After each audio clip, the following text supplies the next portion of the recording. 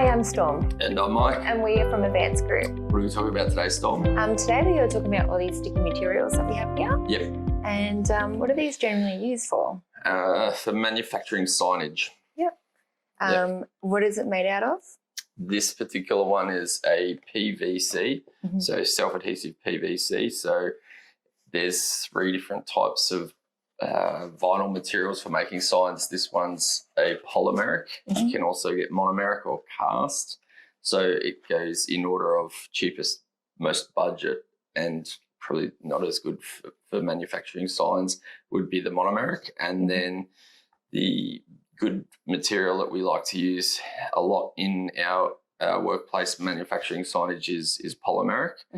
And then there's the next step up, which is cast, which cast we would only use for either vehicles or ultra long use or premium prints. So it's can be sometimes 5 to 10 times more expensive than the other ones. So we don't tend to use it in most cases just because of its inhibitive price costs, but it is always nicer to print on and always nicer or better to work with when you're putting it on a vehicle, has less shrinkage and a few other properties, so longevity, etc. So this particular one we would use the most, and there's less conformability with the monomeric and the polymeric, but because the polymeric lasts a lot longer, then it's going to be better for most signs. So that's why we'd choose to use it. It can cost up to 5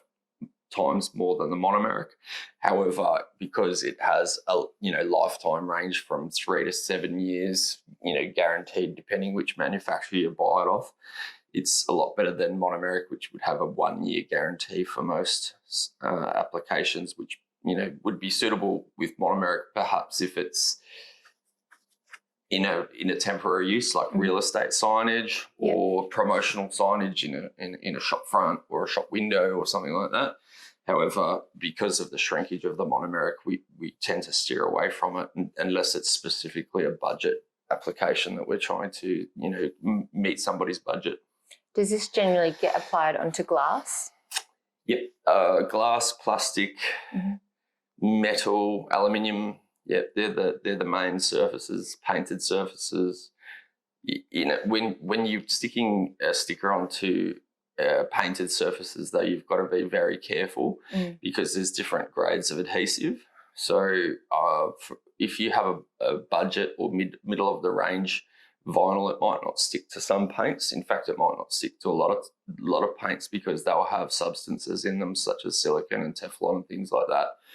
All those type wash and wear type paints, and a lot of internal wall paints can be, matte and satin finish, acrylic type finishes where the adhesive just doesn't bond well enough to those sort of painted surfaces. So it's one of those things when a person's ordering a sticker off us or a sign off us, we always want to know what's it getting stuck onto. Well, obviously we should probably ask, or the customer should advise us, what's it getting stuck onto if it's stickers, because we don't want to give you the wrong type of adhesive, and then if it's falling off, a week or a day down or 3 weeks down the track, then obviously it's a pain in the neck for everybody. It costs money, time, efficiency, and everything else. So that's a little bit of the background of the adhesives on the vinyls and also the materials. Now, there is one other type of material that signs can be made from, which is polyester. However, we don't tend to use it very much. It does have a few different properties, like it's stronger and stuff, more abrasive resistant than vinyls, but we don't really use it much. Maybe 5% of signs that we make might get made with polyester. So, but we don't really need to discuss it because it's probably almost never brought up, I don't suppose, in a conversation, hardly ever. Yeah. How long would this generally last outside? It's obviously water resistant and everything. So this particular one has a 5-year minimum lifetime guarantee. We have others here which have 10-year. but they're different sorts of vinyls. So, you know, when it's a run-of-the-mill sort of mid-range average type vinyl, we would expect around 5 years. That's the minimum. So if we do manufacture anything with a sticker or a vinyl from our company, then, you know, we wouldn't expect it to last right on that 5 year mark. It could, depending on how much sun it goes, whether it's inside or outside, it could last, you know, 10, 15, 20 years. But as a guarantee, 5 years for this sticker. Yeah. Yep. What's the best way to apply it? I think we've got other videos on how to apply stickers on our website and on our channel. So possibly we won't talk about that too much in this video.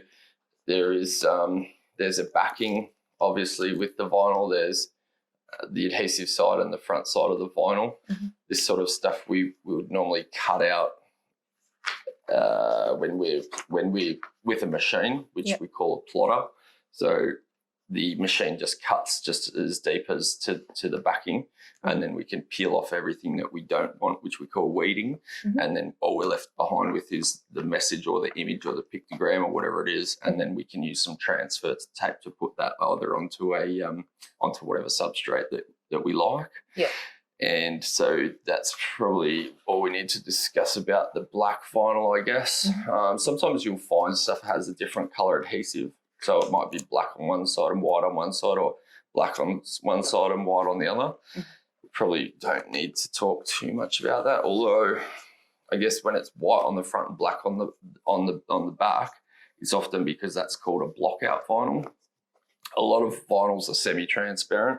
So, you know, if I was to put this white sticker over the top of another sticker, any of these stickers, or over another thing, anything that's behind it, you can't really see how transparent it is. It won't probably show on the video, but it does actually ghost through anything that's behind there. So there is a vinyl that you can get which has, for example, it would be, instead of white on the back of here, it would be white on the front and then black on the back. Yeah. And it's thicker. So that's what we call a blockout vinyl.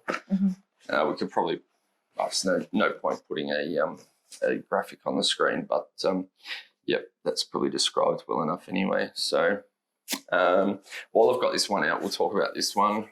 This one is for digitally printing. So this is an offcut, but when we have the full rolls, they're normally a lot longer. So the typical roll lengths that we have at our work are normally around 1370 or 1600 mil. And then we would print onto the vinyl. Then the machine can either cut it out, or we could cut it out on the table when we're manufacturing and laying up the signs.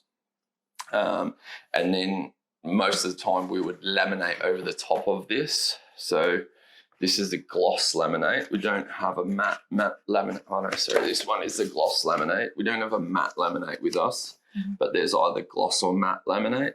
And so depending on how much reflection that you want to come off the sign, because reflections can look great sometimes, but then other times you might not necessarily want them if a light is reflecting off it and so you can't see the graphic.